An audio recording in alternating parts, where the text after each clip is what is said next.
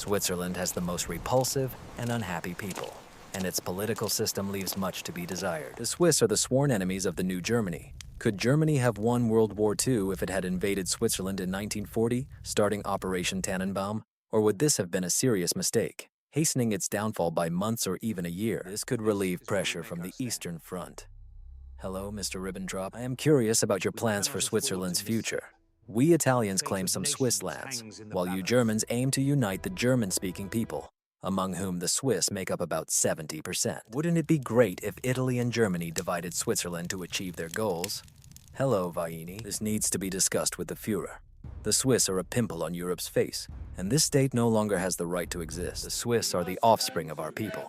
It is unacceptable that millions of Germans live outside Germany. The Swiss are a branch of the great German nation. Hello, M. How can I help? I wondered if you were interested in dividing Switzerland among yourselves, but I see you are busy preparing a speech, so I won't distract you. Listen, the Swiss should no longer exist. We must invade Switzerland and capture it by Christmas. What will this operation be called? Operation Tannenbaum, of course. Tannenbaum in German means Christmas tree and is also known as Operation Green.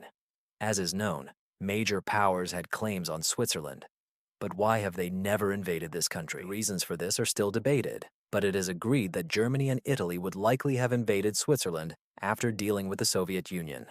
Another reason is that Switzerland was a valuable neutral state, as the Germans stored gold reserves there. In 1940, Germany had several neutral countries with which it could trade, making Switzerland more useful for the Axis military effort as a neutral country. Moreover, neutral Switzerland could become a refuge for German war criminals in case of defeat. Nevertheless, the Germans planned an invasion of Switzerland starting from June 25, 1940, the day of France's capitulation. At that moment near Switzerland, there were about 2 million soldiers, veterans who had already conquered France. What would have happened if Germany had invaded Switzerland in 1940? We surrender, says France.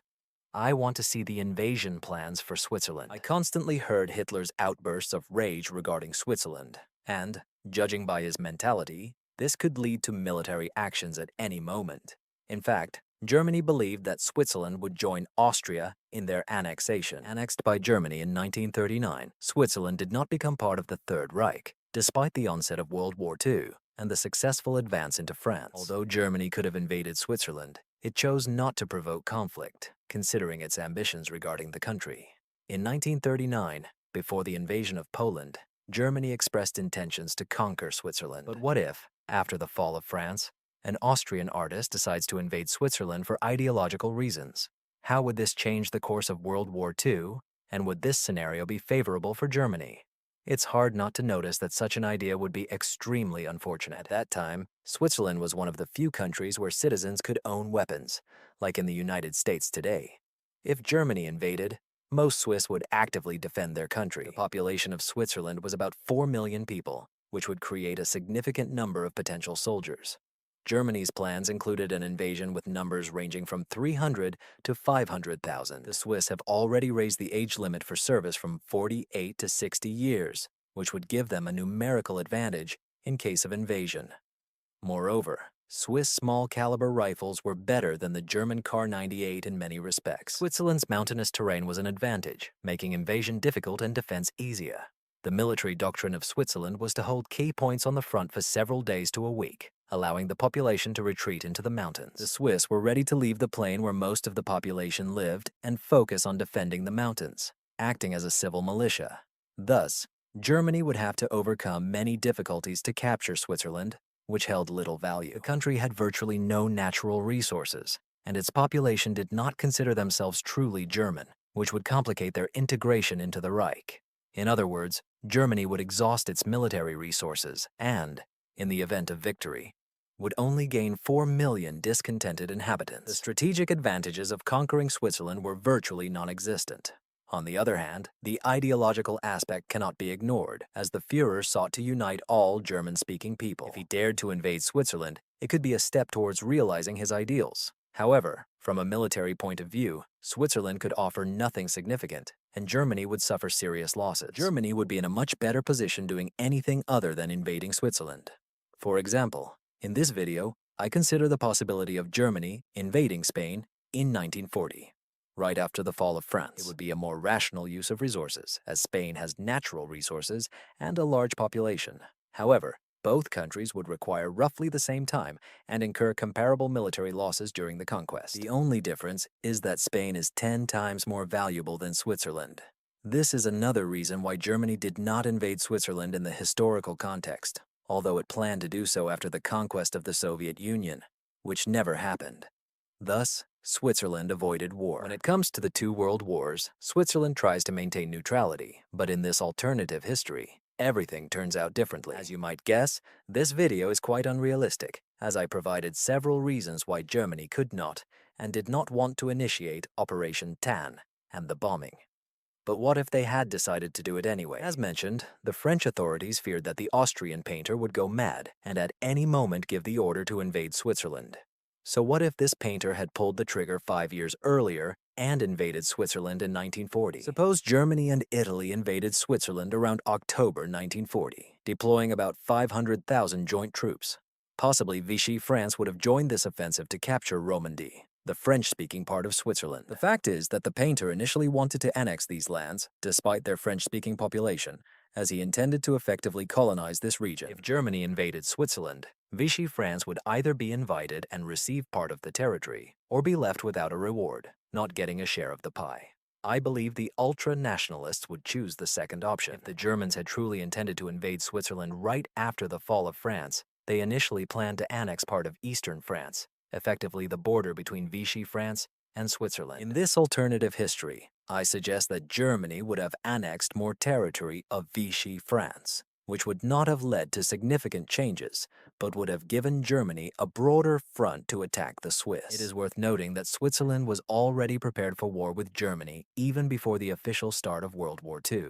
Thanks to Henry Gussen's plan, the Swiss doctrine was to retreat into the mountains, abandoning all major cities. When Germany truly invades, the Swiss army will hold back the advancing troops, giving time for the local population and resources to move to the mountainous areas.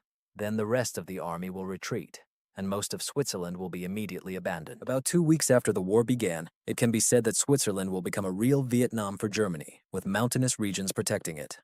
Funny German. Hey Hans, where are the Swiss soldiers? Aren't they supposed to be here? Well, the siege of Switzerland could lead to a rapid and significant capture of most of the Swiss population and industry. However, the Swiss are unlikely to surrender, and this will create considerable problems for the Germans. The fact is that Switzerland will become a fortress, and the Germans will not be able to effectively deal with pockets of resistance. Tanks are ineffective in battles in the Alps, and the Luftwaffe planes will be practically useless since the Swiss are unlikely to deploy their aircraft. So the Germans won't be able to do anything about these pockets of resistance. Most likely, the Swiss centers of resistance will be concentrated in caves or bunkers, and the Luftwaffe will have nothing to bomb unless they want to destroy the entire Alps. If tanks and planes cannot handle the Swiss, the Germans and Italians will have to rely on infantry. The infantry will have to overcome mountain passes and several narrow points that the Swiss will defend fearlessly. This means that if the Axis powers decide to seize Switzerland by force, it will result in greater losses than Germany suffered in Poland and France combined. And for what? Just for the Swiss Alps? Therefore, in this situation, the Axis forces will likely capture part of Switzerland without a fight, which will be easy due to the Swiss retreats. But then they will halt their advances. They will know that the Swiss resistance will eventually dwindle as their food supplies run out. The Alps do not provide good conditions for agriculture. Over time, the Swiss resistance will weaken in both numbers and strength, but it is hard to say when exactly they will surrender. It is only known that the Axis forces are not in the best position. Operation Tannenbaum will inevitably distract the German troops and their planning, so Germany will consolidate the Balkans much later. While the Axis forces will be besieging Switzerland, they will still have to deploy hundreds of thousands of soldiers there. If the Swiss see an opportunity, they may descend from the Alps and attack the positions of the Axis forces, seizing supplies to support their resistance. Thus, the Axis powers will face a great headache trying to consolidate the Balkans and assist Mussolini with Greece, but later, also planning an invasion of the Soviet Union. World War I. Austria, you are magnificent. Germany, I do everything. World War II. Italy, you are magnificent. Germany, I am doing everything. This will lead to Operation Barbarossa starting in a few months, closer to winter. A small change in Germany and Italy's plans to invade Switzerland could have serious consequences for the entire Eastern Front. If Germany decides to start this war in August or September, or worse, later, it will miss several key moments of Operation Barbarossa. The Axis forces achieved their greatest successes immediately after invading the Soviet Union, when they were unprepared. Over time, the Axis began to lose ground, and by the winter of 1941, which would have come much earlier following Germany's invasion of the Soviet Union in this alternate history, they started to lose significant territories. Germany possibly stationed up to 100,000 soldiers in Switzerland to pacify the region, indicating that the Axis has weakened significantly. I cannot predict what will happen to the Swiss resistance, as they will ultimately capitulate due to a lack of food. That is why I am willing to sacrifice some realism for a more interesting scenario. Do not take my videos as real predictions, as I create them mainly for entertainment. Considering this, I assume that the Swiss resistance will decrease in numbers and lose positions, but will still remain active in its actions against the Axis while Operation Barbarossa continues. I expect that Germany will still achieve impressive successes, but to a lesser extent than in our history. The good thing is that World War II did not undergo radical changes due to the invasion of Switzerland, and all events will unfold the same way, only with a somewhat weakened and distracted Axis. This means that America will inevitably enter the war, and the war in the Pacific will begin with Japan diverting the attention of the United States for a while. As for the Soviet Union, since the Axis will invade a little later, winter may come earlier, giving the Soviets more time to prepare. This does not mean they will become stronger, but they will not lose so much territory, population, and industry at once, allowing them to safely relocate more of their productions. Ultimately, they will find themselves in a slightly better position than in our history, while the Axis will be slightly weakened. I expect that the Germans will still reach Stalingrad, which could become a more decisive victory for the Soviets, changing the course of the war against the Axis. By this time, I still expect the Swiss resistance to continue the fight, as Germany will not be able to allocate resources for the complete suppression of the Swiss hinterland. The Axis mainly achieved its goals in Switzerland, as the Swiss left their major cities and population, and the Axis will pretend that Swiss resistance does not exist, completely ignoring it by deploying a few soldiers in the country. When the year 1942 arrives, it may have serious consequences for the Axis, as soon the Allies will invade and liberate North Africa, completing operations around 1943, after which a landing on mainland Europe is planned. Here the Swiss, if they survive, could play a key role in the Allied landings in Europe. Of course, this should not be seen as a realistic scenario, but I think it creates a really interesting situation, as in my opinion, it would facilitate the Allied landings in Europe. The planning of the Allied landing in southern Europe became a significant moment, as Italy was called the soft thunder of Europe, while Roosevelt preferred a landing in northern France, and Stalin believed the Allies should land anywhere as long as it helped. Initially, Churchill's plans were accepted, and the Allies landed in southern Europe. As the Axis began to show signs of weakness, American plans were also activated. This is an important detail, as in September 1943, the Allies controlled a significant part of southern Italy, including the island of Sardinia.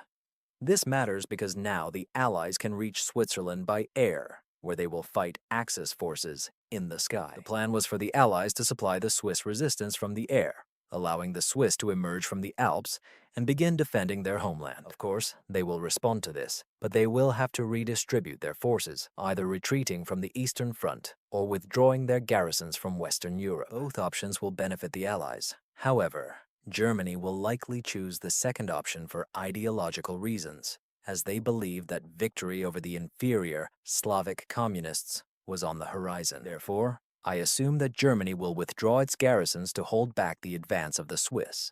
As I mentioned, the Allies originally planned landings only in southern France and southern Italy, but due to Germany starting to withdraw hundreds of thousands of its garrisons, Operations Overlord, also known as D-Day, and Drone, could have been carried out several months earlier, which could have affected Axis forces. We know that the Axis will become a bit weaker, but as we understand from today's perspective, ahead of us lies the Cold War. The question is which side will gain the advantage in this situation.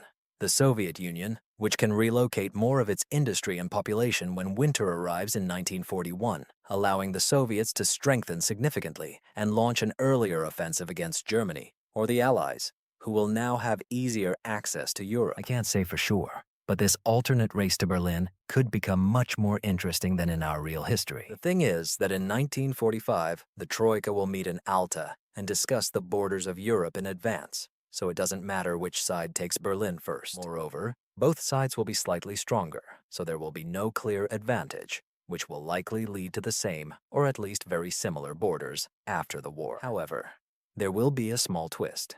Without further delay, in 1945, Germany and Japan will be officially defeated, ending World War II, but the peace treaty will have some notable changes that may escalate the Cold War.